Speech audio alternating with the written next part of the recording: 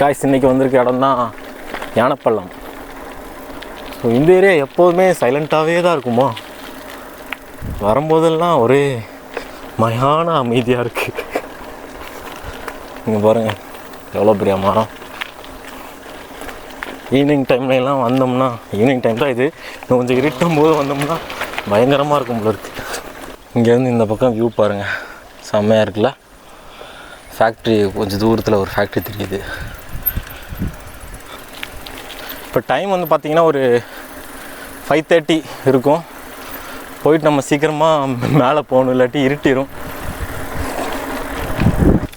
Guys Kolappalli யானைப்பள்ளத்தில் யாரெல்லாம் இருக்கீங்கன்னு சொல்லிட்டு கமெண்ட் பாக்ஸில் சொல்லுங்கள் கீழே. காய்ஸ் ஒரு வழியாக நம்ம டெஸ்டினேஷனுக்கு வந்துட்டோம். இதுதான் யானைப்பள்ளம். இங்கிட்டு பார்த்திங்கன்னா ஒரு கோவில் இருக்குது கீழே. இங்கே மரம் பார்த்திங்கன்னா செம்மையாக இருக்குது. இப்போ தான் அந்த பூவெல்லாம் ரெட் பூவெல்லாம் போட்டு அப்படியே ரெட்டிஷாக இருக்குது. அண்ட் இந்த சைடு பார்த்திங்கன்னா இங்கிட்ட ஒரு குளம் இருக்குது. நேற்று அப்படி தான் குளத்தை போட்டதுக்கு நீ வீடியோ போடுற ஆனால் ஒழுங்காக டீட்டெயிலாக போட மாட்டேங்கிறேன்னு சொல்லிட்டு ஒரு அண்ணா தெரிஞ்சண்ணா சொல்லிட்டு போனார். ஆக்சுவலி அந்த குளம் வந்து வனவிலங்குகள் வந்து தண்ணி குடிக்கிறதுக்காக வெட்டினதாமா. 2-3 குளம் இருந்துச்சு, நம்ம நேற்று வீடியோ போட்டிருந்தோம்.